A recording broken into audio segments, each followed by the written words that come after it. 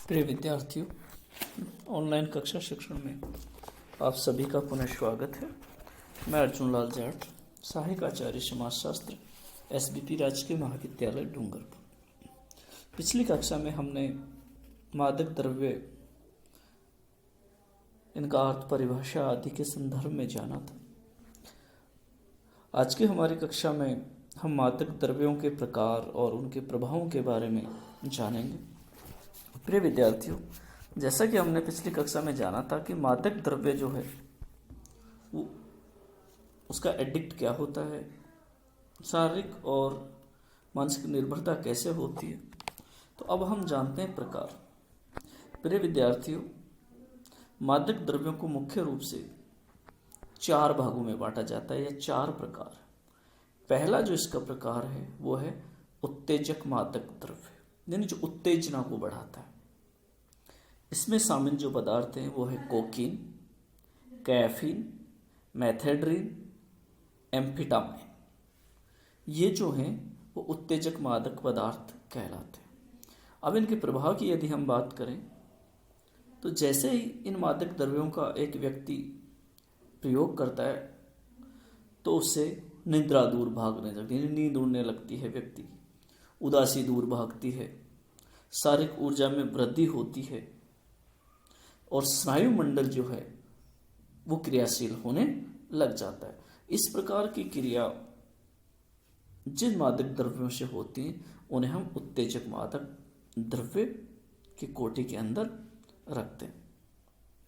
इस प्रकार के मादक द्रव्य हैं थकान को कम करने, शरीर में स्फूर्ति लाते हैं, किंतु इनके सेवन की मात्रा यदि कम है तभी व्यक्ति को सक्रिय रखते हैं। यदि इनके सेवन की मात्रा में वृद्धि की जाती है तो इनका मनोवैज्ञानिक दृष्टि से प्रभाव भयावह होता है। इन पदार्थों का जो सेवन है प्राय मौखिक या इंजेक्शन द्वारा किया जाता है, जिसे अकस्मात यदि हम बंद कर देते हैं तो मानसिक अवसाद का शिकार हो जाता है। दूसरे प्रकार का जो मादक पदार्थ है वो है निश्चेतन। इसमें है अफीम से निर्मित जो हेरोइन है वो इसके अंदर शामिल की जाती है। इसके अलावा भांग, बार्बिचुरेट्स, चरस, हेरोइन, ये सब निश्चेतक मादक द्रव्य हैं। ऐसे द्रव्य पदार्थ अफीम के ही रूप हैं ये सब, और इसे अफीम के पौधे से ही प्राप्त किया जाता है। गांजा, अफीम और चरस आदि का सेवन करने से व्यक्ति उनीदा बना देता है, चिंता समाप्त हो जाती है, उदासी और विषाद दूर हो जाता है और व्यक्ति प्रसन्नचित्त दिखाई नहीं देता है। ऐसे व्यक्ति को भूख भी कम लगती है या नहीं लगती है। हेरोइन जो मॉर्फिन से निर्मित है, एक सफ़ेद पाउडर के रूप में होता है, उसे व्यक्ति तरल रूप से या इंजेक्शन के द्वारा लेता है अथवा कस के रूप में भी सेवन करता है। अफीम, गांजा, चरस आदि को व्यक्ति नाक के ऊपर की ओर से खींचता है अथवा चिलम का सहारा लेकर इसका सेवन करता है। इस प्रकार से ये निश्चेतक पदार्थ होते हैं। तीसरा प्रकार का जो पदार्थ है वो है अवसाधक। अवसाधक जो हैं उनमें हम सिकोनाल, सेनोरिल, निम्बोटाल, बार्चुवेट्स आदि को हम शामिल करते हैं। ऐसे मादक द्रव्यों का यदि कोई व्यक्ति सेवन करता है तो सामान्यतः शांतिदायक, पीड़ा शामक मादक द्रव्यों की कोटि में आते हैं। इनके प्रभाव से व्यक्ति सोने की इच्छा करता है। ये व्यक्ति के केंद्रीय स्नायु मंडल पर इसका प्रभाव डालते हैं, जिससे व्यक्ति अशक्त अनुभव करता है। इसके सेवन से व्यक्ति आलसी, चिड़चिड़ा, उदासीन हो जाता है, क्योंकि ये पदार्थ व्यक्ति की मांसपेशियों की जो क्रिया गति है उसको कम कर देते हैं। अनेक बार शल्य चिकित्सा से पूर्व और बाद में भी इनका प्रयोग रोगी को आराम देने की दृष्टि से भी किया जाता है। उच्च रक्तचाप और मिर्गी जैसे बीमारी में रोगी को आराम देने के लिए इनका प्रयोग होता है, किंतु निर्धारित मात्रा से अधिक खुराक के रूप में इनका प्रयोग भयानक हो सकता है। ऐसी स्थिति में व्यक्ति असहाय, निष्क्रिय और शिथिल हो जाता है। और चौथा प्रकार का है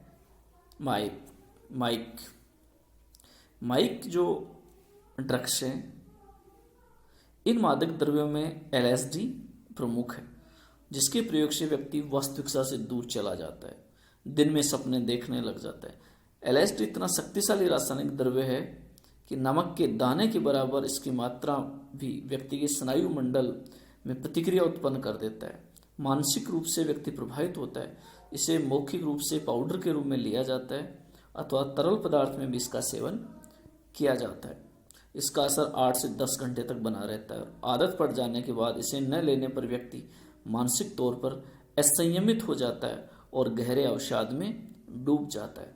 ऐसे व्यक्ति हर संभव स्तर पर इसे प्राप्त करने का प्रयास करता है। इस मादक द्रव्य में आदत डालने वाले गुण प्रचुर मात्रा में पाए जाते हैं, अर्थात एलएसडी जो व्यक्ति एक बार ले लेता है धीरे धीरे उसकी आदत बन जाती है और एक बार आदत बनने के बाद वह व्यक्ति हर स्थिति में उन्हें प्राप्त करने का प्रयास करता है और किसी भी स्थिति में इन पदार्थों को ग्रहण करता है।